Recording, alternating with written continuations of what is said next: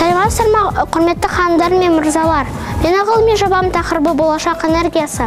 Ғылыми жобамның мақсаты жаңартылатын мен жаңартылмайтын энергия көздерін зерттеу. Жобамның өзектілігі қазіргі заманда болашақ энергиясы көптеген проблемаларға шешім береді. Мысалы, электр қуаты жоқ ауылдарда күн энергиясының көмегімен тағам және жылу мен жарықпен қамтамасыз ете алады. Мен осы проект бойынша екі ең басты энергия көзін зерттедім. Ол күн және жел. Мынау кішкентай робот ол күн энергиясына арналды. Сіздер көріп тұрғаныңыздай, оның басында күн батареясы. Бұл кішкентай күн батареясының моделі. Бұдан басқа үлкендер үйінің крышасының үстіне, шатырдың үстіне қойылады. Олар жылу мен жарықпен қамтамасыз үшін керек.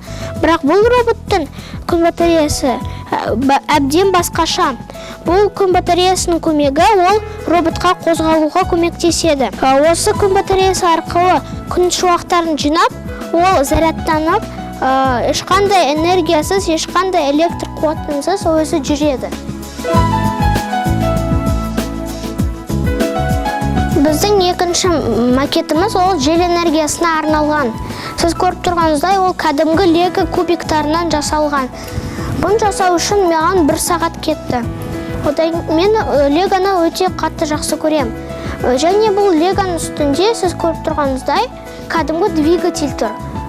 Бұл моторчик, ол көліктің моторчигі. Тиімді керекті шамдарды жалғастырып, одан кейін осында бір құрылғы шықты. Жел энергиясының арқылы мынау вертушка айналып, одан кейін моторчик оны екі шамға апарады электр қуатын. Ол осылай жұмыс жасайды. Өзіңіз көріңіз.